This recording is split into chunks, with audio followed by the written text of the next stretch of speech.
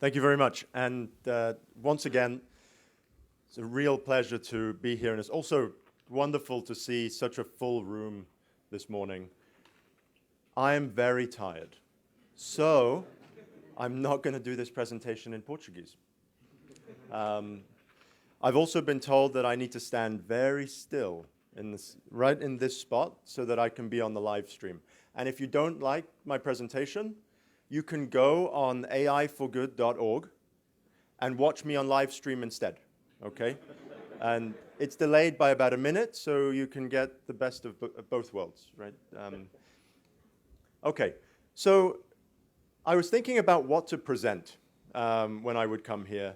And there's a theme that I've been getting a lot of questions about over the last year.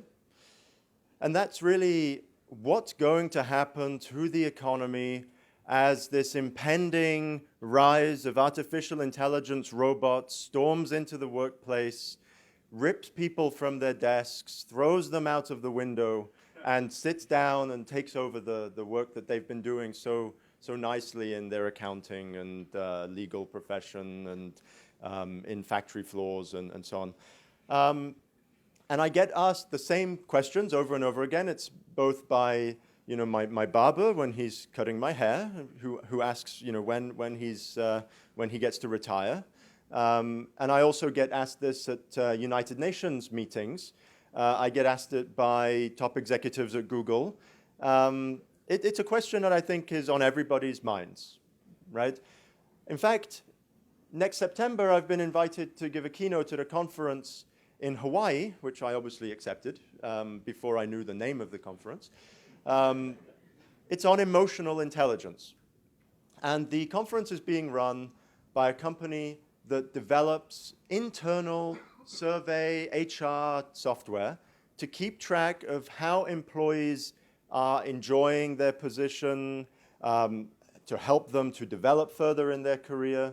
And what they started to notice was that on the surveys that they run on a monthly, quarterly, yearly basis, people are asking or talking about how soon their jobs are going to be changing because of the nature of technology.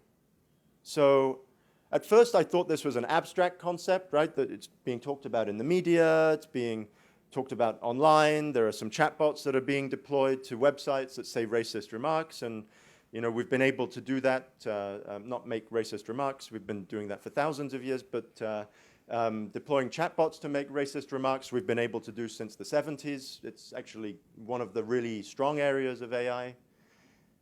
But I didn't realize that people in the office, people in their employment, were beginning to actually have conversations and worry about their jobs. And we're not talking about people driving for Uber having these concerns. Actually, most of the Uber drivers that I talk to can't wait to stop driving.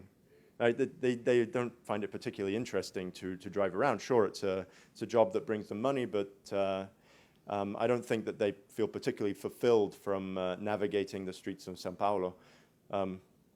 Maybe they would feel more fulfilled in a different city that had better street layout, but this is a separate question. But the point is, people are starting to have these conversations, so it's important that we begin to address it, and it's important that we don't blow these concerns out of all proportion also, right? Yes, artificial intelligence is now having a boom in terms of industry. Yes, there are things that we're able to do today that 10 years ago we couldn't do. A lot of that is due to the data that we've been collecting, the computational power that is becoming accessible. A lot of it is not to do with increases in the sophistication of the types of algorithms that we're using. Of course, we do have now a big marketing pitch around deep learning, right? And we love to think about using deep learning for all of our problems. The reality is that in industry, most problems today use very simple machine learning methods. If they use statistical machine learning methods at all, many industry problems are still solved through rule-based decision tree style of approaches. Now, what does that actually mean on a practical note?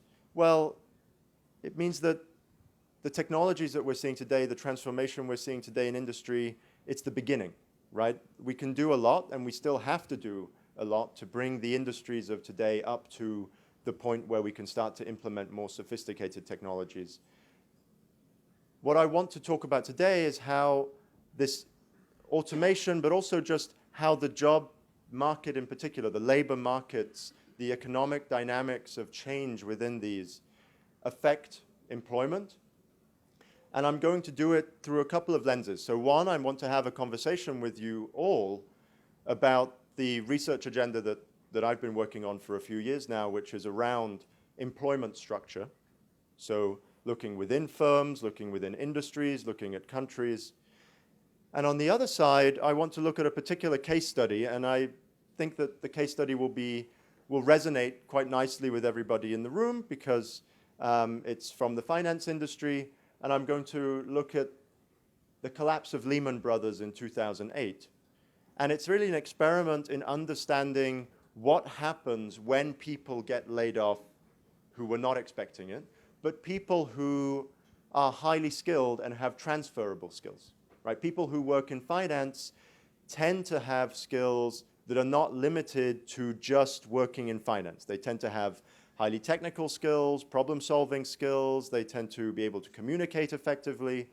They tend to have the ability to move into positions in many other places. They choose finance because obviously finance tends to pay better. Finance maybe has better quality of work environment and other things. But in general, right, most of you in this room work in the finance industry in one way or another. You have transferable skills, right? You're highly educated, you have transferable skills. And a lot of the questions that I get are not about jobs that are menial task style of jobs. They're about jobs that are on a more highly educated intellectual level. Okay, so if you want to see this presentation, I gave this as a keynote at the KDD conference in London a couple of months ago. It's nice, it's got some pretty pictures and some emotive comments, but I'm not going to be giving this presentation today. What I'm going to do instead is switch to something that looks a lot more boring. And I'm going to, where do I? Look, see?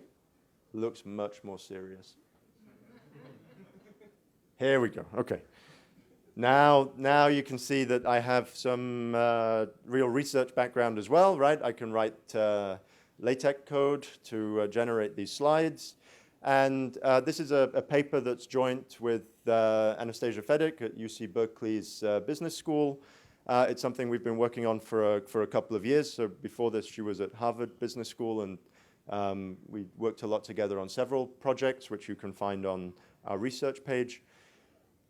So what I want to talk about with respect to this particular paper is the impact that the Lehman Brothers collapse had 8 years on, so up until 2016. I think we'll update it to be 10 years on soon enough, right, because we've been just waiting for the data to grow enough. But I'm going to also spend quite a bit of time showing you the data set that I have available and convincing you that through this data, we can actually get a good grasp on the processes at play when we talk about labor market dynamics, and that these data sets that we're using can be used to answer questions about automation in the workplace, about the role of AI in different industries, and not just from a US-centric perspective, which is clearly what I'm going to be doing from the Lehman Brothers angle, but from a global perspective. And I think that there are nuances in the global perspective that are different from what will happen in the US, which actually, what I mean by that is there are perhaps economies that are even more resilient than the US economy. There are obviously economies that are less resilient than the US economy from a structure of employment perspective. Okay, so we can get started. Right? The core question that we're talking about is, or what we were interested in when we were attacking this question, when a firm gets hit by a large exogenous shock that forces them to downsize, sometimes drastically and completely, how does that affect the future ability of those employees to get employed, to find gainful employment? How long does it take them Do they end up having to switch industry? Do they start more businesses as a result? How does it affect the real economy having these crises within a firm? In particular, if it's a shock that has nothing to do with the actions of most employees, and you're going to have to agree with my assumption that in Lehman Brothers, most of the employees of Lehman Brothers were actually just like the employees of Goldman Sachs, Morgan Stanley, Bank of America, UBS, right, Deutsche Bank, and so on. They did not play an active role in causing the collapse of Lehman Brothers, okay?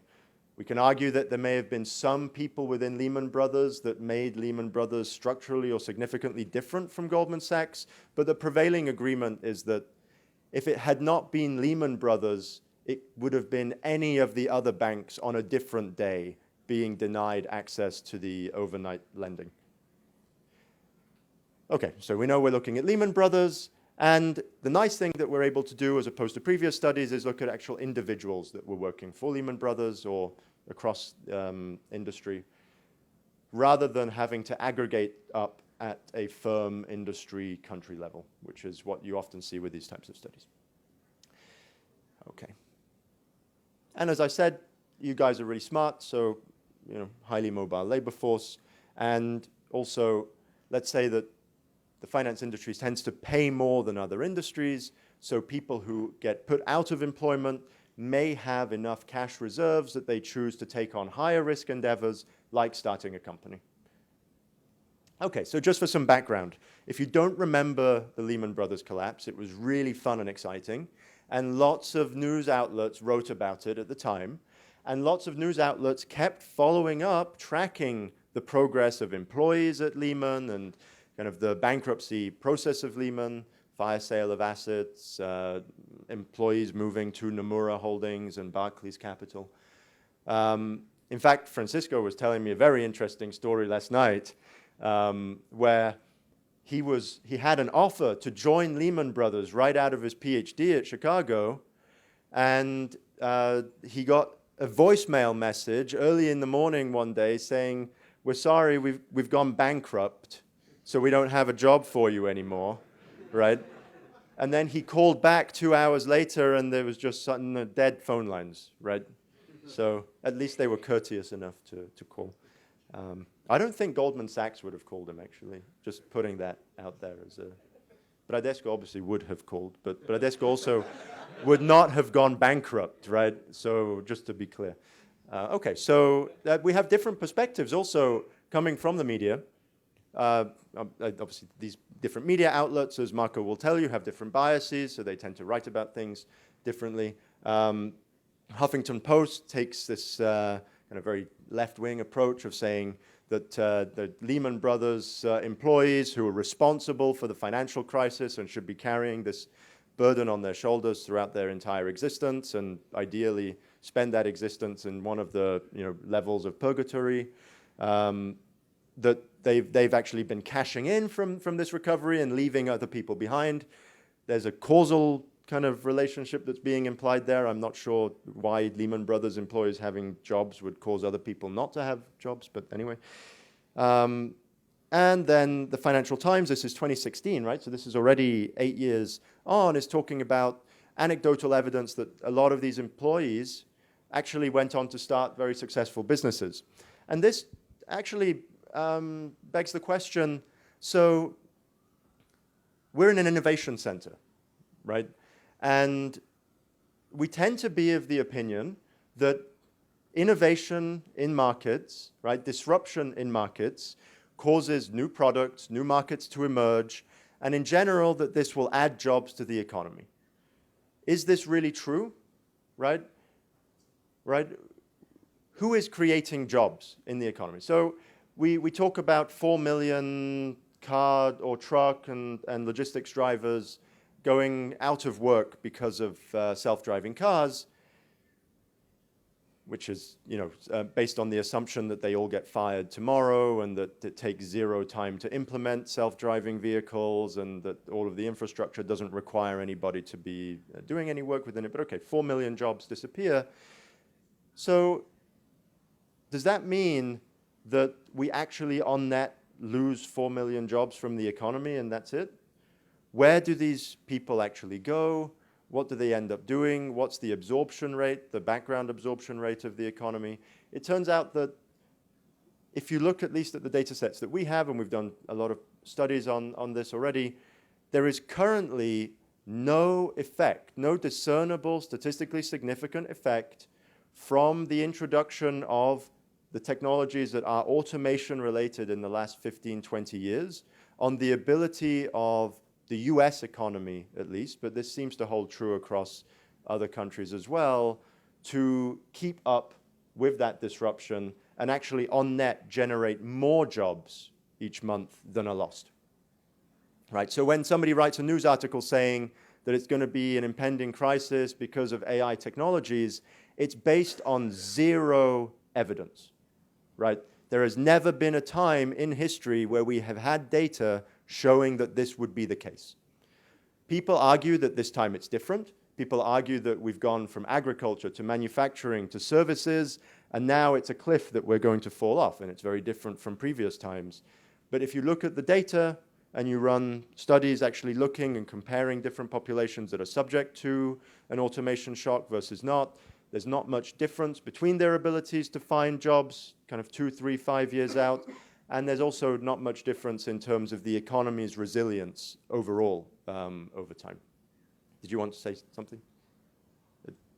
And by the way, if you have questions, if you want to shout something out at me, if you don't believe something I'm saying, please challenge me during the presentation, okay? I don't want to hold you back, and I like this interactive style of discussion. Okay, so lots of people are interested, at least, right, which is good for me because it means that it's more likely that I can get the paper published. So what do we actually find? So I don't keep you on a cliffhanger for the next 40 minutes. So we find that people who were fired by Lehman or during the Lehman bankruptcy were working at Lehman Brothers were far more likely to take extended breaks from employment over the next 8 years. Makes sense, right? People are reevaluating after this shock. They're also more likely to move industries than their peers in similar firms, right? So this is people now not just reevaluating what they want to do, but also considering things outside of the financial industry. People also, if they did stay within the finance industry, tended to not be affected, or actually not tended to, they were not, on average, affected in terms of their career advancement. So 8 years on, the distribution of positions and experience held by Lehman Brothers employees still in finance was the same. It was indistinguishable from the career advancement of other people at similar firms, okay? And I'll show you what I mean by other people at similar firms because we've done quite a detailed analysis in order to be able to match these people in a way that makes sense and in a way that's convincing. Also, critically, the entrepreneurship channel seems to be very active. So people do choose to start their own firms. And here we're talking specifically about venture-backed firms, but also new starts in general, right? So that includes, obviously, managing directors that get laid off and then say, okay, I'm going to start my own fund. Right? And maybe that's not so different from what a portfolio manager was doing within Lehman Brothers anyway, but still it's a different business. Maybe it has different economies of scale. It's hiring more people, fewer people, right? There's going to be some difference.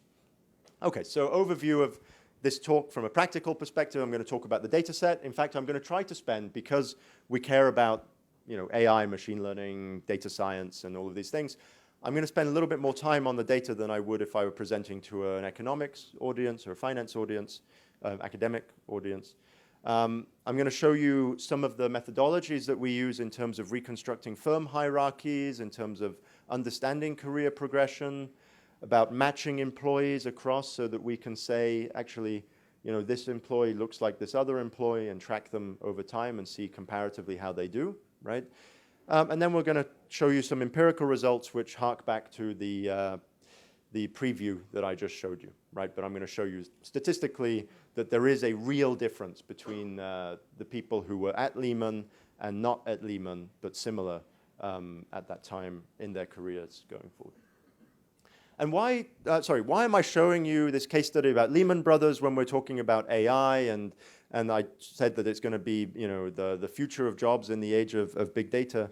Well, I think it's important to give you an idea of the types of economic studies that are necessary in order to draw inference about what may or may not happen in employment markets over the next 10, 20 years.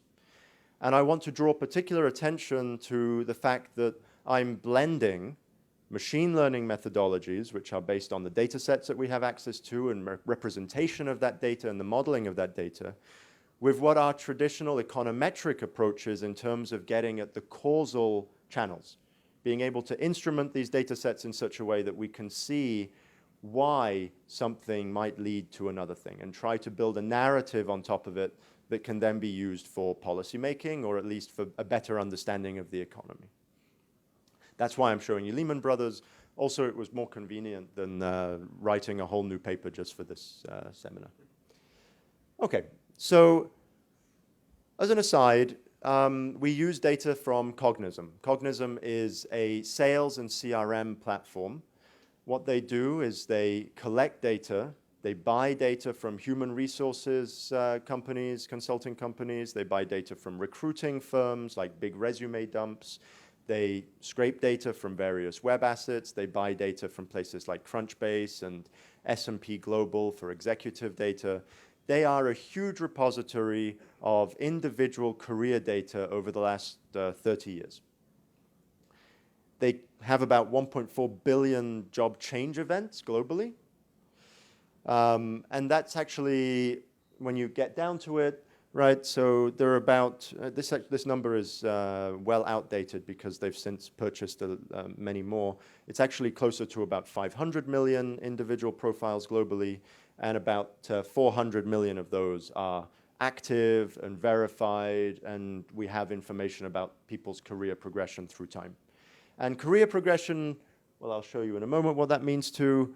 In this particular paper, we restrict it down to just US public firm employees, which ends up being about 40 million people, represents about 40 to 60%, depending upon how you count, of US public company employees over the last 15 years. So it's a very detailed and also dense sample of the employees of US public firms over an extended period of time. We specifically looked from 2000 onwards, but theoretically we could look from about 1990 onwards. It's just, obviously for Lehman Brothers, going much before 2008 doesn't make much sense. Okay, so here is a nice profile that I've picked out and where I've changed most of the details, so it's not actually a real person. And I've changed the places, and I've changed the dates and things like this. I'm sure if you tried hard enough, you could probably reverse engineer and find this person, but that's up to you. If you have a lot of time and you don't have a real job, you could do that. This is a JSON message that represents a reduced form version of what I get from Cognism, right? And I get roughly 500 million of these. So as you can see, I don't have a pointer, but everything is quite noisy, right? So the names of companies, the job titles, or the names of the education, everything is ad hoc. It's filled in by the individual, just like you would fill it in on LinkedIn, as you would put on your resume. And people make different choices about how they explain the positions that they've held in the past. We're also acutely aware of the fact that this is retrospective data, right? I build a resume today according to how I remember the past. And that can be problematic because I may remember that in the past, rather than leading some research groups at Bloomberg, I was actually the CEO, right? And if I happen to remember that I was the CEO at Bloomberg, then it's going to mess with the data that we receive. So what's clear from this is that we have to do quite a bit of data cleaning and before we can even get started on more machine learning oriented approaches. But the nice thing is, of course, that as Esteban was pointing out, we can use knowledge-driven statistical NLP techniques in order to clean up the data, in order to disambiguate these names, in order to understand better what's actually going on, right? And one of the keys that I'm going to show you throughout this talk is that the only reason we're able to use these data sets in order to gain economic insights is because we've spent 2 years cleaning the data and getting it to the point where it's useful. And what I would point out is that in most of the projects, and especially in finance, right, especially in an area where there is a lot of textual data, there's a lot of sensor data, there's a lot of raw information that comes in from various vendors and formats, most of our time as machine learning researchers is spent curating data, right? I don't care that there are like cool new embedding approaches in neural networks. Most of your time is spent curating and cleaning data. And it sucks, but that's the only way that we get good results in the end. Okay, so for company names, for instance, which is an interesting problem, and it's actually a problem that it turns out most financial institutions face when they buy outside data sets, right? It's matching the company names and company identifiers in that data set to the internal databases that you have. It's identifying when an equity issue, right, company name is the same or different from the entity that issued the debt, right, which when we think of IBM debt and IBM, Class A shares, depending on the market in which they're traded, they're actually issued by a different legal entity. So when we talk about IBM, we're actually talking about hundreds of different legal entities globally, each of which may or may not be publicly traded somewhere, or either as an agglomeration or independently, each of which might be owned partially by other firms, each of which might have completely different names from each other, and therefore it's a mess, right? Actually linking things properly, having a good concept of what a company is really difficult.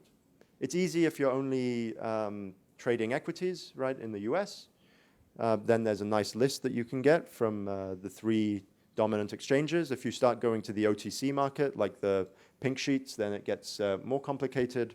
But what we're able to do through a variety of disambiguation approaches, through a variety of knowledge-based approaches, statistical NLP in terms of stemming the names, understanding when there are legal identifiers, using alternative data sets like open corporates and other places where they've done some of the work of linking legal entities, we're able to link entities from the Cognism data set on an individual basis to real public entities in about for about 89% of the US publicly traded firms. It actually turns out that we do it for 100% of the firms that we're interested in, because the firms that we're interested in are firms that have employees. Now, US public markets have this interesting feature where it's possible to have exchange-traded funds, right? And they also count as identifiers on these big exchanges, but they have 0 employees. So it turns out when you remove those, we actually cover all of the employer firms in the US that we're interested in. We have fairly good precision, so we're getting, maybe roughly 9 out of 10 cases where we have a name that can be disambiguated to a public firm in the US, we are able to do that. Okay, so that's fairly good. We're also linking this across, and this is important, to financial data sets for pricing information, for company debt structure information, for understanding ownership, right? So this is actually getting it across into the CompuStat and CRISP databases, which come from the Wharton Research Data Services databases. And it's an unbalanced panel. That means that we have fewer firms going back in 2000 than we have today, right? Today, we cover pretty much the entire market, but if you look at our performance in 2000, we have fewer firms. So we do have this survivorship bias that's built in. This is problematic if I were to build a trading strategy on this. It's less problematic from the point of view of the firms that we're going to be analyzing in this paper. The reason is that all of those firms survived the entire period, so they're comparable. Okay, and then after we've spent a really long time building machine learning techniques and validating what we've done, we end up with the cleaned up version of that original profile, right? So we have, for example, you'll see here we have gender and ethnicity classification, which in the US, Hispanic is covering, 90% of the world outside of the US. So this is actually, I didn't actually decide on the classes that go into this. We can agree or disagree about it, but in any case, location-wise, we actually use the GIS coordinates for cities and regions, places. So we know if the greater Boston area includes Quincy, right, or Cambridge and other places, as opposed to just having a name. That means that we can ask for all employees within New England, for instance, right, those states that are in the northeastern US. We also infer a date of birth. Now, how do we infer a date of birth? Well, we do it through the education record, right? So we make assumptions about when people start their education. We make assumptions about when people start their first job. Often people do have high school listed in there. High school is a much better marker than college even. College, people tend to start at 18, but there might be variants, plus or minus 2 or 3 years. In the cases where we don't have that, we tend to use closest approximation of similar profiles that were not missing that critical information.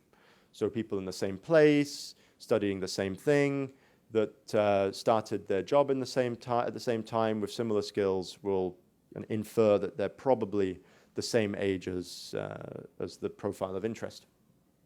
I'm going to talk a bit more about skill sets as well a little bit later, because skill sets are maybe one of the biggest assets in this data set that cannot be had from elsewhere. And it's also one of the things that economists are most interested in when they're studying the labor markets, is kind of how transferable are skills, how mobile are people, how do skills develop over time.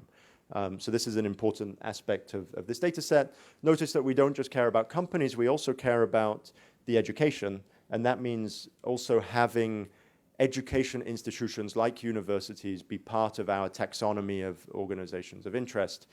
And what we're able to do on that front is take a variety of classifications of universities and also the rankings of universities, and we're able to compare people also by how elite a university that they attended might be, right? So, for instance, University of Chicago, PhD in economics, is more elite than unfortunately, University of São Paulo, economics PhD. Just to make that point. I'm sure Francisco would have mentioned that in his presentation as well, but and this is, we're trying to get at real attributes of this data that might make a difference between two people's career outcomes. So ultimately, the more color we can get, the more rich we can make it, the better it's going to be. Now, in terms of job titles, I'm also going to show you a little bit more about job titles, but job titles are the hardest problem that we've had to deal with. And bear in mind, I didn't mention this, but Cognism started in 2012. I am actually an investor in Cognism. I'm an angel investor in several companies. I'm an investor in Cognism. And actually, that's mainly the reason that I have access to this data, because one of the ways that I invest in companies is in exchange for data access where I think it might be useful for research topics that are societally relevant, that's my investment approach. But job titles, because people tend to infuse them with all kinds of additional information, with confusing information, right? For instance, saying things like CEO/founder, right? But a CEO/founder is not really a job title. It's more it's two job titles, one of which is not a job title. It's more of a description of when the person got involved. And even CEO of a startup is really like a sole business owner, like a sole proprietor. It's not really a CEO, right? It doesn't have the same operational consequences as CEO of Cisco or Microsoft. So there are nuances in terms of individual roles at particular companies, the way that people talk about those roles. We also, from a natural language processing perspective, found all kinds of additional problems that we needed to solve. For instance, it turns out, and I'm not going to spend more than about 30 seconds on this, but it turns out that the slash, when people write their job titles, so this forward slash in between job titles or in the middle of this phrase, is really tricky. So there are multiple interpretations of a slash. And this is probably not the most interesting topic in the world, I'll agree, okay, but slashes are really important from a semantic perspective in job titles. It turns out that the slash has dependency rules. So I can say that I am, chief economist / programmer, right? And that can be interpreted in a few different ways. It could be interpreted that I'm the chief economist and I'm a programmer, right? Separate duties. It can be interpreted that I'm the chief economist and the chief programmer, right? Also, this kind of, it's easier with something like maybe two things on the same level, like assistant editor / developer, something like this. On the other side, you can have something like the other way round, which would be where you're, let me think of a good example of this. Yeah, so business / development analyst, right? Are you a business and a development analyst? Are you a business analyst and a development analyst, right? So you see, the slash has this kind of strange way of messing with your mind, and it's not a problem that you would ever actually think of solving for the traditional NLP tasks, right? I'm pretty sure, Estevam, that in NEL there is not a model for slashes, right? Resolution of dependencies of slashes. Okay. Turns out in job titles there are all these weird syntactic variations that you need to take account of. So we've got on the order of about 15 or 20 syntactic and semantically driven models in order to disambiguate job titles and in order to tie these job titles into taxonomies at national and international levels. So in the US, job title taxonomies come in the form of the ONET classification from the Bureau of Labor and Statistics. In the EU, it's ESCO, the European taxonomy of job titles. And there are also some international taxonomies of job titles that have been more recently created. There is one in France that's specific to French language job titles. So really you have high variance across these. They tend to be either broader or narrower depending upon who made them and what their purpose was, right? Often it's for calculating national statistics of labor market participation. And so we disambiguate also into these taxonomies, which allows us to compare across industry according to national guidelines. But we're also interested in understanding how a particular company evolves over time, right? So we have to normalize within company. Once you normalize within company, then you realize that it's harder to compare across companies, because it turns out that if you are an analyst at Goldman Sachs, first-year analyst, you then, after a couple of years, will be promoted to be an associate. However, at other banks, you start as an associate, and after a couple of years, you're promoted to be an analyst. So that confuses everything, just this choice of words. A vice president in a bank is nobody compared to a vice president in a pharmaceutical firm, right? They're completely different levels of the hierarchy. A vice president in a bank is somebody who's been promoted from analyst or associate, whatever the second level was. A vice president in a pharmaceutical firm is somebody who is in one of the top layers of management of the firm. So you cannot compare these on a lexical level. You have to compare them on a semantic hierarchical level. Okay, anyway, I've spent far too long on that particular slide, and we'll go back to the skills soon. I wanted to ask a quick question. This is just to wake everybody up because I've bored everybody to tears. So, now that we've got these data sets disambiguated, right? Now that we understand how people move from one company that we understand to another company, where is it, right? Now we can start to view what industry shifts look like, what the economic shifts look like in the labor market, and I can focus in on one company. And Estevam has just left the room, so we can feel more open, right? Where do people, after Amazon, where do they go? Is it to hell, right? Where do they go? Anybody want to hazard a guess on this front? Bradesco? Yeah, I think, well, you ruined it. Okay. Nobody wants to guess. Oh, usually people want to guess. Okay, I'm not going to talk anymore until somebody guesses. eBay. That's a lame guess. Okay, I want a good guess. Someone said Google. Google? Okay, all right. So originally I thought Amazon, right? Okay, it's retail trade. So maybe Walmart, maybe eBay. Well, basically a company that has similar genotype, right, in terms of the products, the type of business that they're running. Maybe logistics operation, something like this. Well, it turns out that Amazon is in Seattle, right?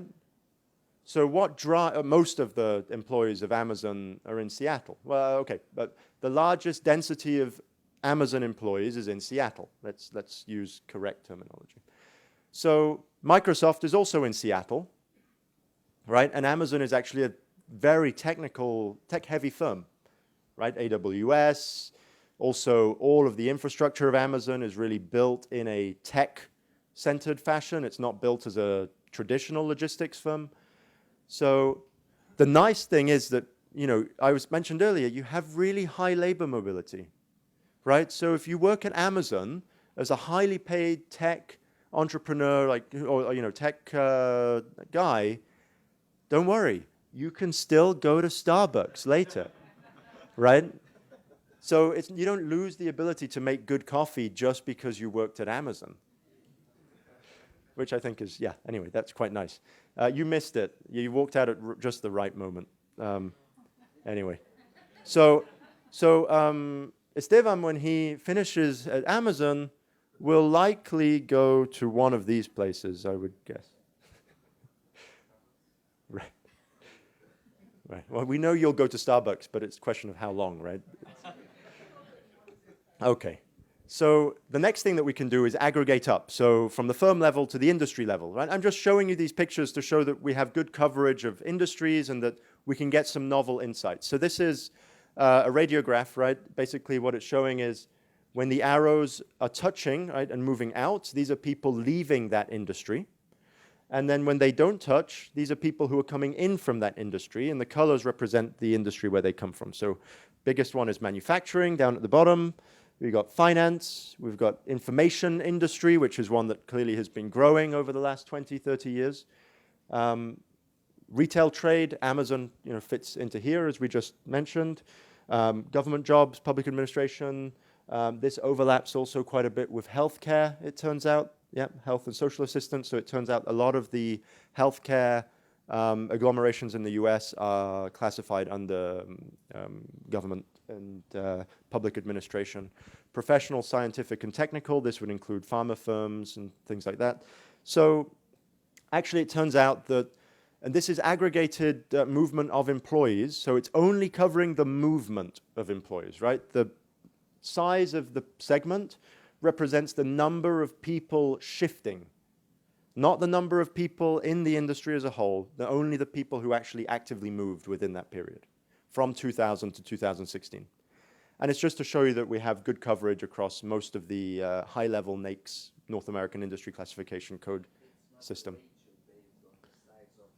It's not a ratio, no. We have other graphs that are the ratio, but yeah.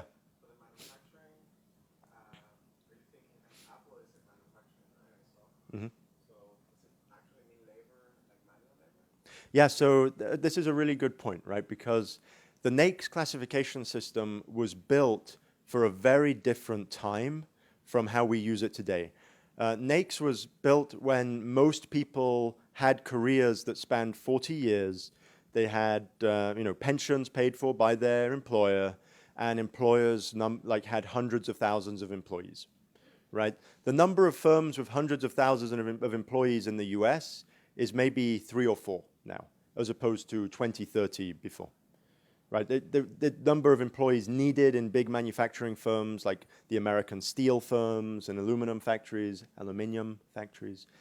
depending upon where you are, has drastically decreased those people now work in different sectors, new sectors have emerged.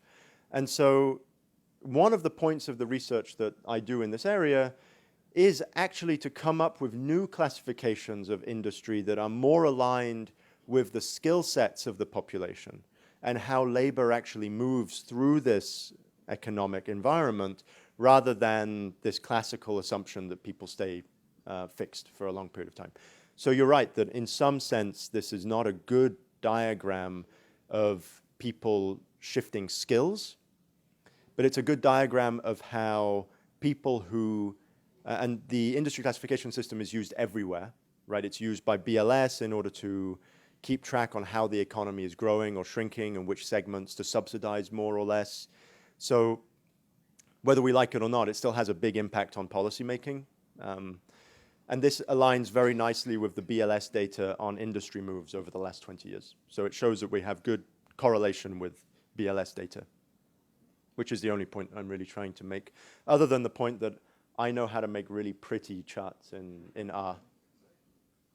And if anybody wants the source code for making this chart, I can provide that openly. Maybe that's the most interesting and relevant part of my talk. All right. So everything I've spoken about so far, other than aggregating at a firm and industry level, is fairly flat, right? It's about individuals.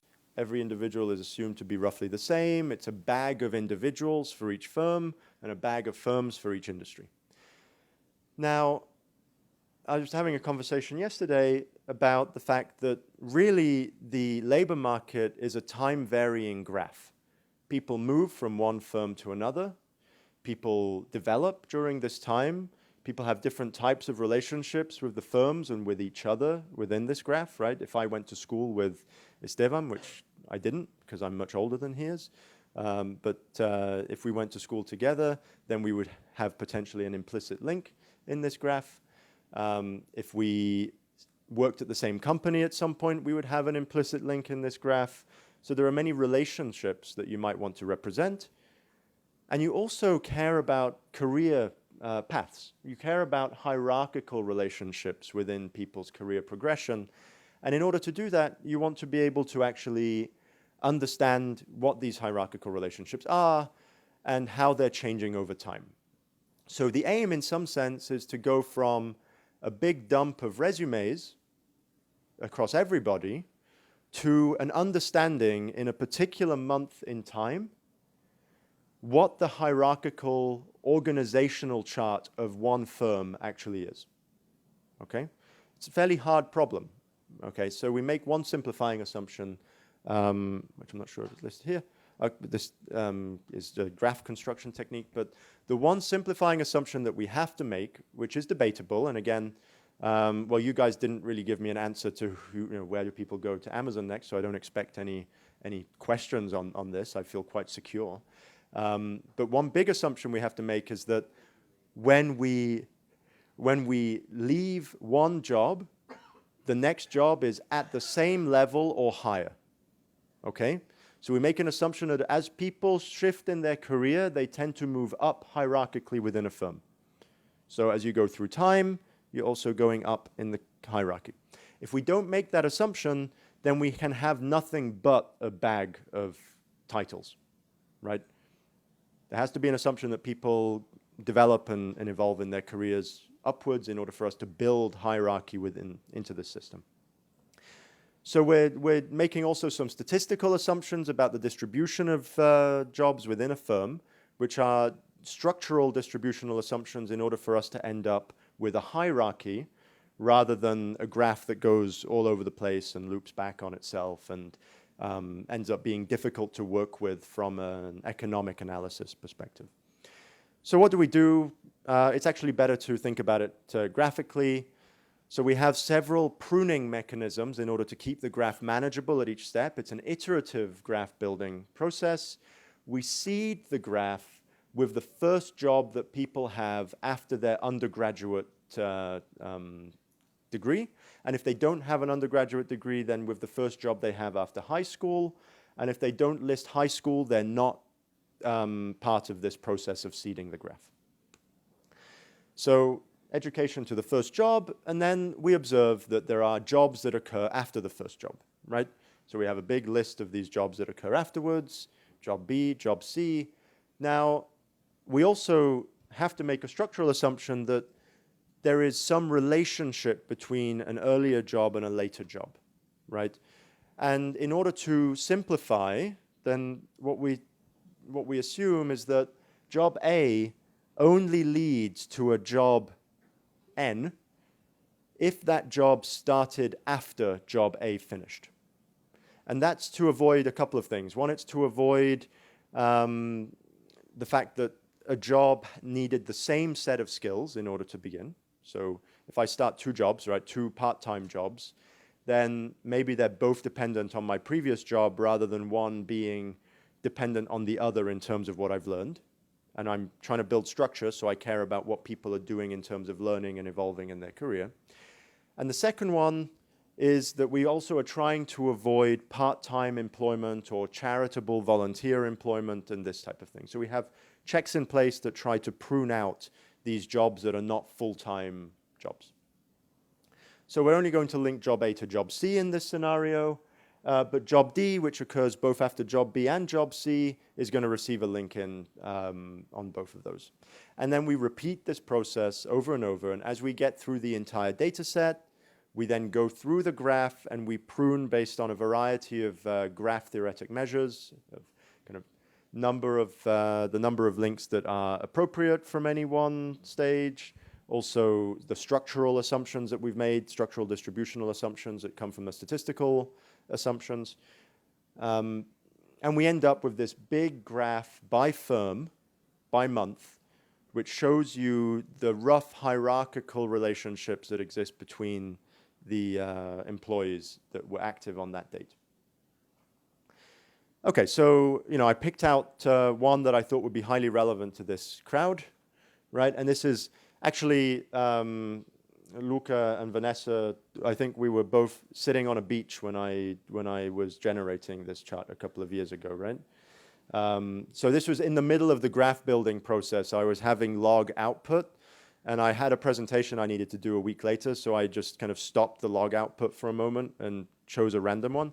There are 142 instances because I stopped it fairly early on because I'm not very patient.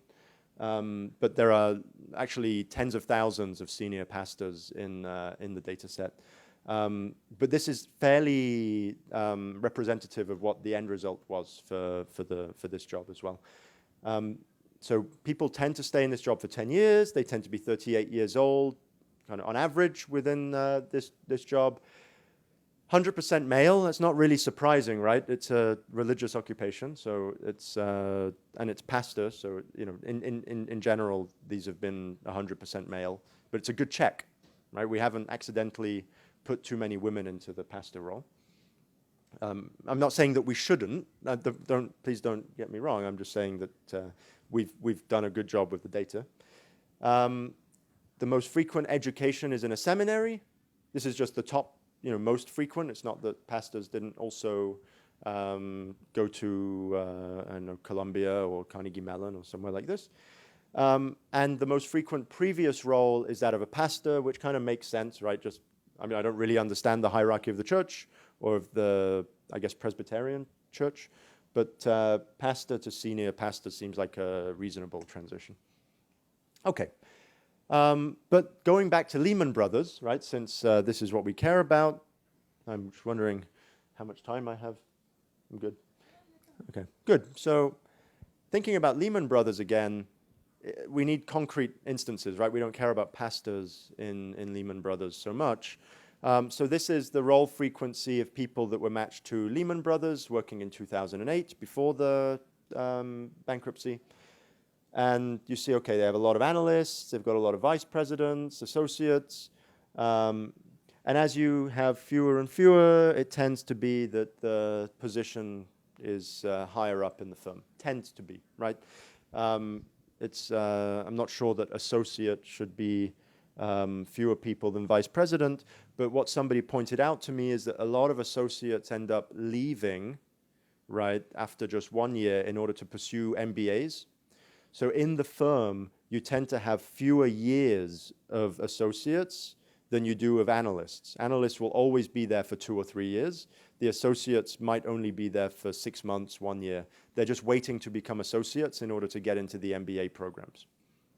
So this might be one reason why it's that way. Anyway, this is just frequency, right? You'll also see things like this, right? This is an assistant vice president or an associate vice president, depending on the firm that you're in. And AVP is just above, and below this number in the list, there is associate vice president also. So there's a lot of disambiguation that needs to be done. This is the raw data. Now, flip this over and look at the least common job titles within Lehman Brothers. The one that really cracked me up, right? You know, senior summer analyst. Who the hell are you managing as like a summer analyst? You know, somebody, I don't know. You know, cocaine is fairly prevalent in the financial industry, so it could be. But you also get the idea. So this is not a job title, right? Derivative settlements is not a job title. It's an area in which somebody was working. It's maybe it's a desk that they were working at. A trading winter analyst, you know, also interesting. So it has more information than just a raw hierarchical indicator. And as a result, yeah, so the idea is that we do want to have all of these jobs, even the ones that appear just once or twice, because most of the time it is people genuinely wanting to share their career. But if we keep all of them and we're not doing a good job at disambiguating, we end up with a really weird looking graph. And I've got such a graph for IBM, but it's not in these slides. And when I zoom out from it, it's basically just a big hairy ball of IBM employees. Again, I'm not saying IBM employees are especially hairy. I'm just saying it looks like a hairy ball. I'm just clarifying. Maybe they are. I don't know. Okay, so we have some rules that we also put in addition to the statistical models that I mentioned earlier. But because this is an older slide deck, I haven't included some of the models on slashes and ampersands and dashes and commas and linguistic kind of syntactic relationships that exist within the job title. We do all of that stuff. This is also a fairly interesting case, by the way, because if you use the naive rules that are often in the literature that does exist. So for instance, there are some papers using LinkedIn data where they don't take this into consideration. It turns out there are more jobs that are something to the CEO than there are CEOs. So if you don't take into account this, you've doubled or tripled the number of CEOs in your data set, which can cause a lot of problems. Okay, and yeah, so we're basically using machine learning to do this. We're not using deep learning. These are sequence taggers that we're mostly using. They either fall into the latent graphical model space, like a conditional random fields approach, or they're Markovian, so an HMM style of approach. And on top of that, we have lots of kind of binary classification models that we build into this in order to vectorize the input in a nicer way. So adding different features of the linguistic data so that we can work with it more easily. Now, I wanted to show this because I think it's important to also think about frameworks, how we're actually tagging these data sets. And clearly, we've got 500 million different job title instances, right, that fall into maybe 100 million distinct job titles that we have. 1.4 billion job title instances that fall into about 100 million plus job titles. So we couldn't tag all of them. If we could, then we wouldn't need to do any machine learning. But instead, I've found this, in fact, it's something that we used at Bloomberg as well for doing internal tagging of data sets. It's called Brat, which stands for the Brat Rapid Annotation Framework. So it's like the PHP, right? It's a recursively defined name. And Brat allows you to very easily create these annotation tasks, which just allow people to select the span and choose the tag that you want to associate with that span. And you can do complex hierarchical relationships. You can build in lookups, right, like for Google and Wikipedia, so that the taggers can find information more easily. And also the taggers can leave you notes explaining the decision that they made for each of these. And so we created an annotation schema for job titles. And that includes things like identifying the department, the function, the role type, the position that people are in. And I could explain what each of these terms mean. We've got very technical definitions of when something counts as a position and when it doesn't. But the idea is, if the title actually explains what you were doing on that job, right? So if it says mechanic, right, that's a role. That's actually something that describes what you did. If it says that you were a representative, it doesn't really tell me what you were doing when you got into work in the morning. Did you come into work and represent things? Probably not, right? If it says you're an analyst, I mean, you know, the ironic thing about analysts is they seldom actually analyze anything, right? So, you know, a lot of things like this didn't really, we were being very careful to actually extract information in a reliable way from these job titles, and we tagged maybe 100,000 of them. So it was quite an extensive tagging, and this is what allowed us to build kind of the automated tagging infrastructure for the job titles that then really helped us disambiguate those titles. Okay, now one that's more reasonable and more relevant to this particular talk. So managing director, specifically from the finance industry, of which we have 3,700 in the panel of firms that we decided to work with. And average age about 44. They stay in that role for about 4 years. They do tend to change role between managing director and managing director several times. So each instance of the managing director role counts as one. So although they spend 4 years, they do tend to ship themselves about quite frequently in order to try to get higher salaries, you know, evolve in their job. It tends to be that if you start as a managing director, and probably you all know this, if you start as a managing director at Goldman Sachs, it's likely that if you want to progress to being a partner or a, you know, senior managing director or, you know, whatever the next role would be, that you want to move to a smaller firm. Because you might be waiting at Goldman for 15 years to progress. You might be voted against to progress and just be stuck in an MD role forever.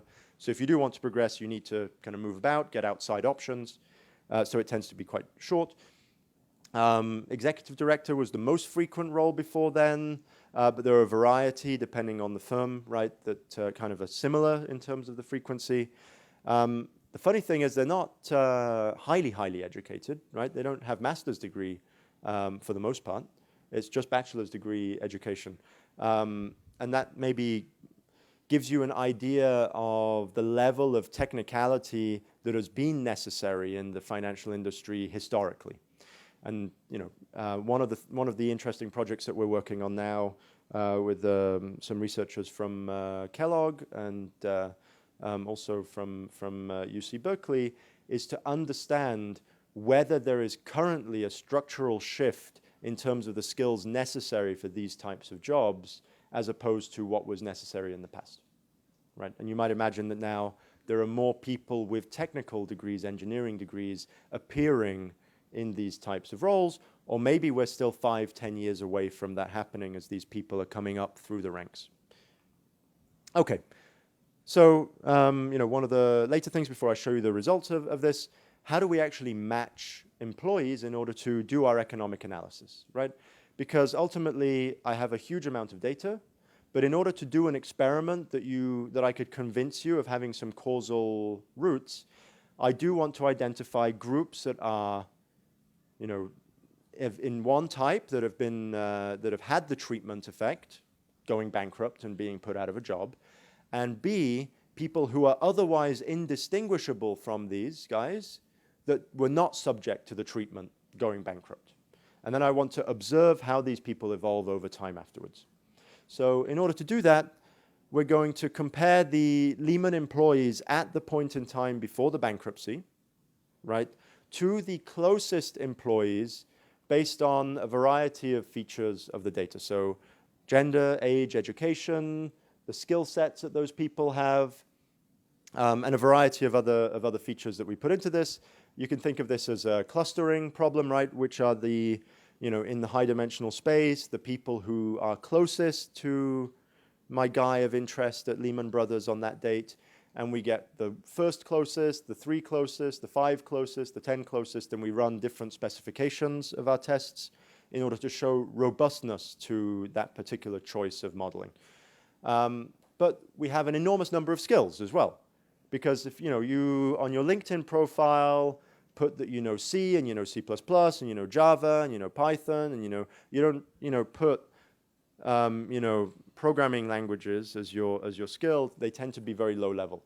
The most common skill that we see is actually Microsoft Word. Okay, not a very informative skill.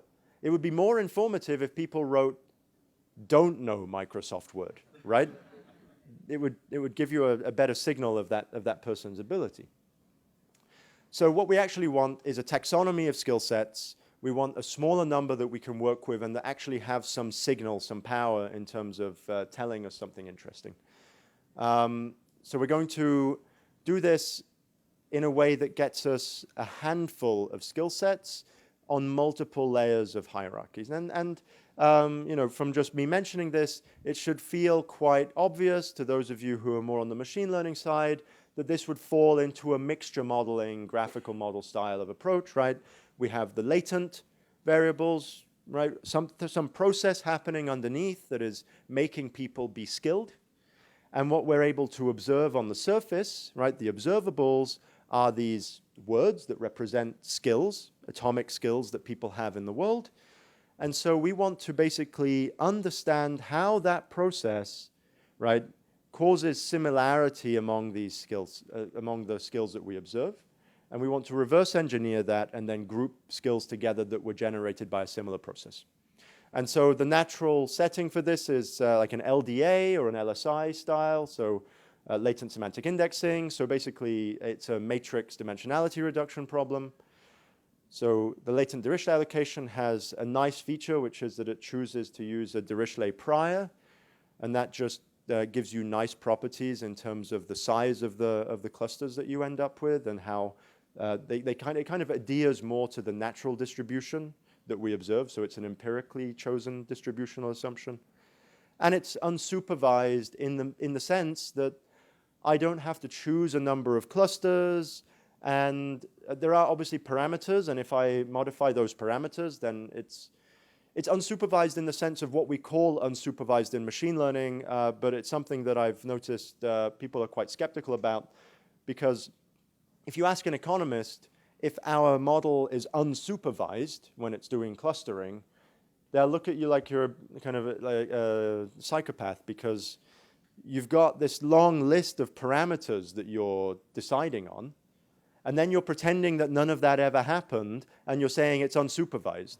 Whereas if you change any of these parameters, you can have completely different answers coming out of the model. So it's unsupervised for us, right, in this room. It's not really unsupervised from other people looking in.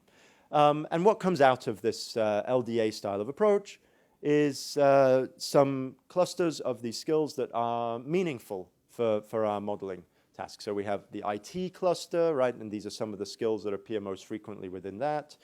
The sales cluster, so programming and development, video research. There are about 45 skill sets in total, organized hierarchically. And if you're interested in the paper, there is more information. And then just to give you an idea, right, so here's an employee, randomly chosen employee, has these atomic skills on the lowest level. So things like IT, software project management, infrastructure, leadership, right? One of those great skills that you can learn online, I think now in MOOCs, right? So we got two skill sets that we assign to this guy automatically. One is operations management, and the other is IT management and support. I mean, to me, these make intuitive sense based on the skills that I observe. Here's another one, different person, social media, non-profits, event management, public relations, right? Sounds a bit like the stuff that Maisa has had to do in order to organize this event. And here we are, social media and communications and recruiting. Okay, no, it's fair. Not really fair for you, but fair for this.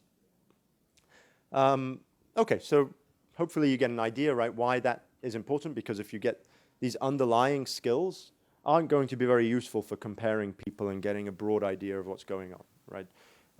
There are 20,000 of these skills more.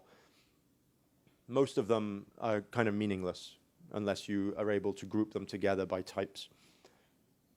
Okay, so I've shown you all of this, right? So what are the actual empirical results of interest here? So I mentioned before, right, that people are more likely to switch industry.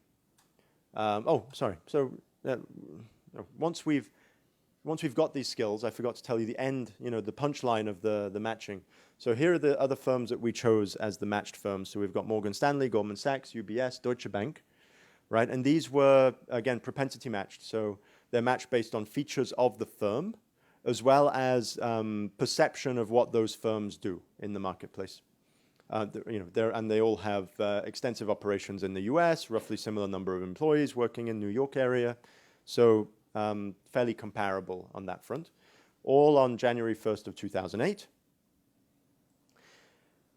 We then look again at these employees, right? We take the snapshot of 2008 and we take the snapshot 2016, exactly 8 years later. And there are a couple of, structural assumptions that we make about representing the data. One of these is related to people who take time off. So time off is not really represented in a resume, it's implicit, right? It's between jobs. So we actually represent it explicitly within our data set, and we take anything that's at least half a year, right, of no employment, and we label that as time off. Half the profile length is just missing. So if we're missing half of the time that the profile has been active, right? So they say I went to high school in 1965, and then I'm a managing director at Bradesco Bank in 2010. Then we drop this person because we don't actually know what they were doing. We assume that they didn't just take time off from 1965 until 2010, right? They probably did something else because I don't think Bradesco hires people after 35 years of inactivity, but maybe. And then the other one is time off, which is a contiguous spell of 1 year or more with no reported employment, but not spanning, so long that that the person clearly just didn't update their profile. And this is to be able to tell the difference between these two states of the world, missing data and actual time off. So the likelihood of actually taking time off. So this is Lehman Brothers here. And we're basically showing statistical significance of this, right? So you can see that Lehman Brothers is way off in terms of the number of the marginal, additional numbers of people that are showing time off of more than 1 year versus the grouping of Goldman Sachs, Morgan Stanley, Deutsche Bank, and UBS. Okay, that's interesting enough. But we have some hypotheses why they might take time off, right? Because they were all fired on the same day, and it takes time to adjust, and they might rethink what they're doing with their life. Okay, so we've done this looking at 1 closest person, 2 closest people, 5 closest people, right? So this is basically the same thing as I was showing you on the slide before. So we get a highly statistically significant difference between these groups. We also have an effect that we can, when we break it down by the seniority of the people, we find that actually the younger people, the less experienced people in the firm, are less likely to take time off, right? Whereas the people who have the financial means and can afford to take the time off, they're more likely to have taken time off. Okay, so analysts and associates who have actually, if you take New York and you look at analysts and associates, they don't make that much money compared to the people higher up in the firm. Actually, it's kind of like a cooling period when you join finance. The first 2 or 3 years, you're not expecting to make a huge amount. You're expecting bonuses once you actually become responsible for large enough funds and so on. So these people don't have savings, that, especially not in New York. So they tend to need a job fairly quickly. The other guys have more flexibility, right? If the heads of groups, even more flexibility. Okay, and then industry switches, right? So these are, now we're looking at whether people were able to go from finance and use those skills, financial skills, in other places, and where did they go, right? So we look at whether they fell in the same industry, right? So you see, just anecdotally, fewer of the Lehman employees stayed in the finance industry. Again, we look at the likelihood of switching over those 8 years, and we have highly statistically significant differences in terms of the matched employees. And again, based on seniority, people who were more senior, but not, the people who were more senior tended also to be better able to find other industries and transfer those skills. Again, people who were just starting out maybe got pigeonholed early on. That one is a bit harder to explain fully, because I would have expected that the younger people would have more energy and more likely to reassess things sooner. But anyway, this is, maybe more, we can do more work on explaining that. Now, where do they actually go if they don't stay within the finance industry? So they tend to go to these professional, scientific, and technical services, so pharma industry, research companies of one type or another. Transportation and warehousing and manufacturing. Okay, that's not quite sure I get that one fully, but education, information, and real estate, these ones make maybe a little bit more sense, especially information, right? As people, as more companies fall into information anyway, as it's a growing area, so this makes sense. And here's just a chart showing you how this differs across the different industries. So a lot going to the professional, scientific, and technical, so more tech-heavy industries. Okay.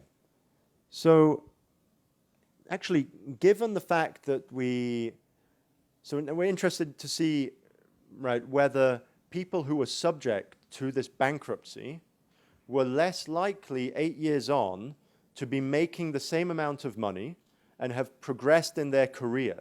Now, we can't observe compensation. We don't have compensation data here. We only have aggregated compensation on an industry level through Bureau of Labor and Statistics.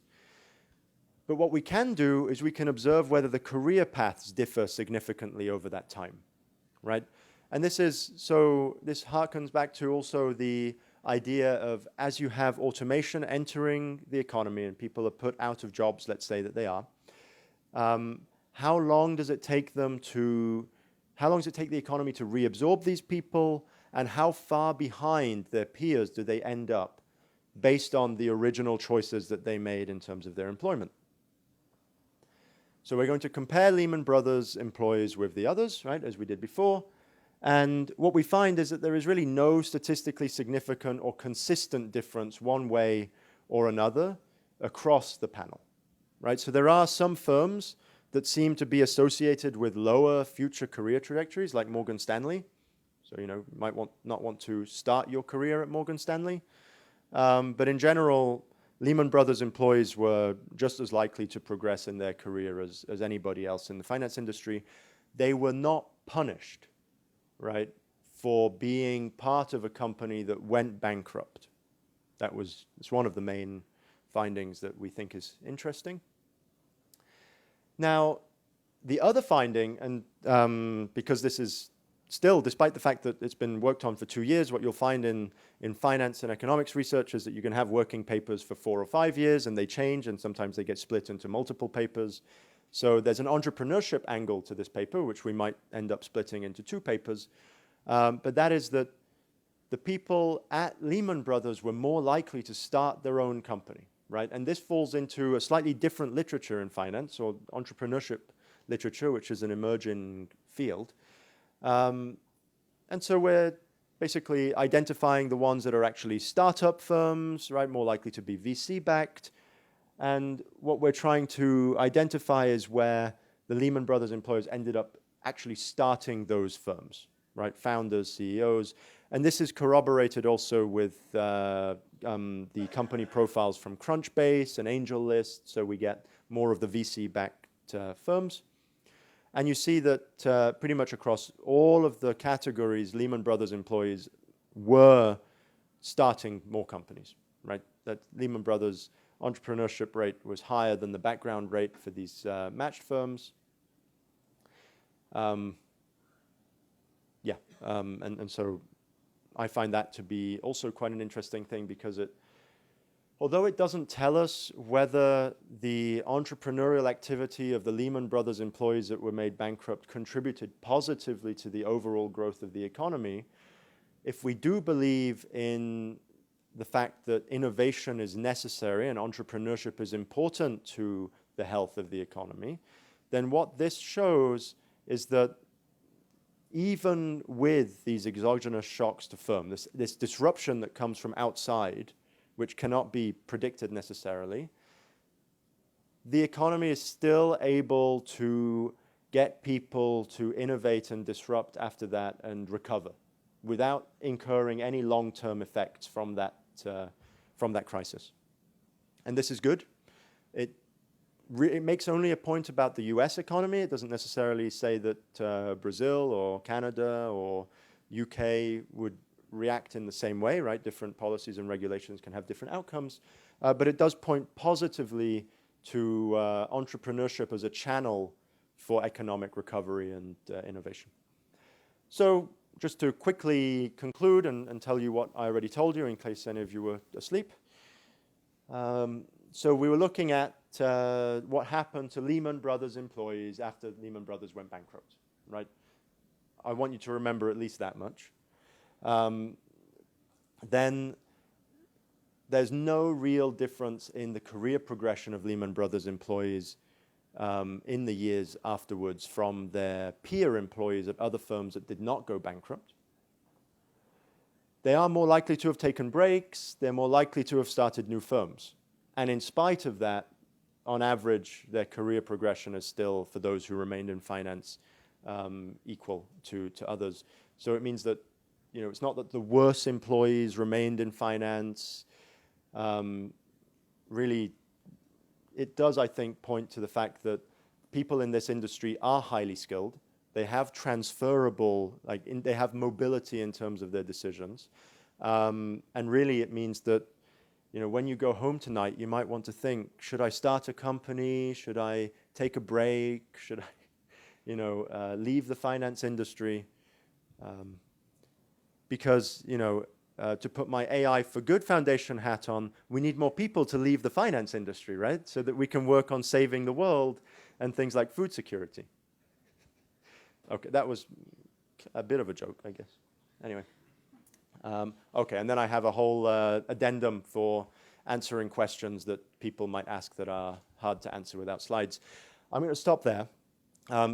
Again, I think that there is an enormous amount that innovation and entrepreneurship can do in the economy. That's my personal feeling. It's my personal feeling also from being an investor in early stage companies. It's a feeling from having built early stage companies and observing founders and startups going through the motions. There is evidence that in the US at least, early stage companies account for most of the labor market growth in terms of number of jobs. And that growth is persistent after 5 years. This is also an important thing to take note of. That's separate work. It's not stuff that we've looked at specifically, but I think that it is important because when we consider the fact that there will be systemic shifts in labor markets over the next 50 years, and that's regardless of technology, it just happens because of consumption choice changes, but there will be systemic shifts. The point is to build an economy that is resilient and gives us the types of outcomes that we want long term, right? And promoting innovation, as this building is all about and this event is all about, is one channel by which that does really happen, right? Lehman Brothers is an interesting example because we're all in this industry, but it's just one example. It's just one case study. This is how I like to go about identifying whether the claims that we make in society about the future might hold some weight. And what I'm promoting is that we do more economic analysis of these situations rather than taking the predominant view of the media in terms of panicking about the future state of the world or what might happen because of AI, right? It's better to take a more reasoned, sensible approach and look at the data that we have available and try to make good decisions based on that. So I'm going to leave you with that thought. If you have any questions, I'm happy to take them.